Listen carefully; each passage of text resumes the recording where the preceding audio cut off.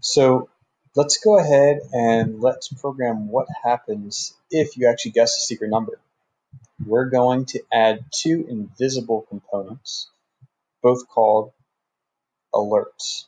And App Inventor calls them notifiers, but we're going to drag each one in. So the alert 1 and drag that in, alert 2.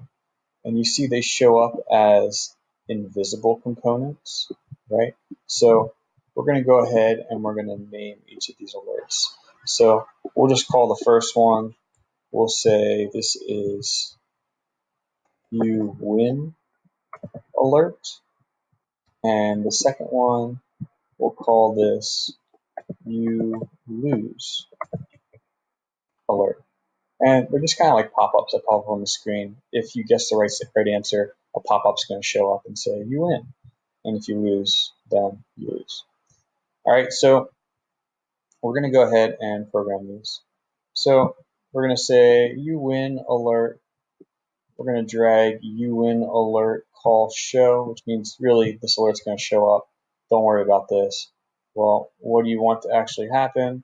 Well, if you win, then we are going to do all of these things. We're going to reset everything, and we are going to first go back into the design side of it, the alert. Okay, let's look at the properties of the alert. The title will say you win, and the message will say you win, play again, question mark. Okay, and there's a cancel button on there as well. So all you need to know right now is the title. It's going to pop up and say you win. The message is going to say you win, play again, question mark. All right, so let's go through and take a look at this. Once it's done, once you've confirmed it, we're going to reset all of these things. But instead of doing them over and over and over again, instead of copy and pasting all this code, we're going to create something called a procedure, all right, or also called a function.